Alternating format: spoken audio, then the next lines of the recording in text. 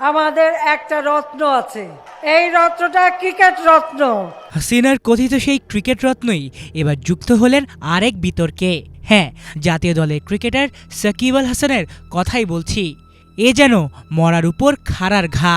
Batting কিংবা bowling কোনো বিভাগেই সময়টা ভালো যাচ্ছে না তার। আবার ভারতের বিপক্ষে টেস্ট সিরিজের প্রথম ম্যাচ চলাকালীনই জেঁকে বসেছে পুরনো ইনজুরির সমস্যাটাও, যে কারণে ঠিকঠাকভাবে করতে পারছেন না বোলিংটাও। আর ব্যাটিংয়ের সমস্যাটা তো আছেই। এবার এরই মধ্যে সাকিবের উপর এলো আর্থিক কেলেঙ্কারির অভিযোগ। শেয়ার বাজার কারসাজির সাথে জড়িত ছিলেন, এ কারণে ইতোমধ্যে করা হয়েছে জরিমানাও, তাও আবার অর্ধ কোটি টাকা।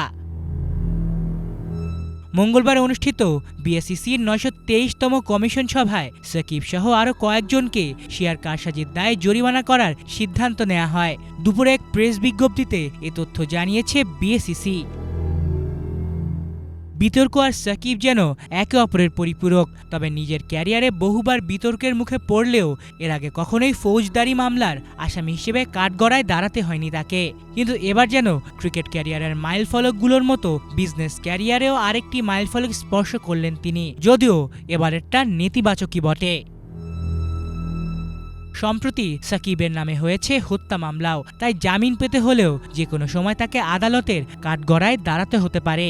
কখনো তো এরকম চিন্তা করা হয় নাই। জুলাই আগস্ট মাসে বাংলাদেশে হওয়া ছাত্র জনতা আন্দোলনে নিহত হওয়া এক গার্মেন্টস কর্মী হত্যা মামলায় আসামি করা হয়েছে দ্বাদশ জাতীয় সংসদ নির্বাচনে মাগুরা ১ আসন থেকে আওয়ামী লীগের টিকিটে নির্বাচিত হওয়া এই সংসদ সদস্যকে।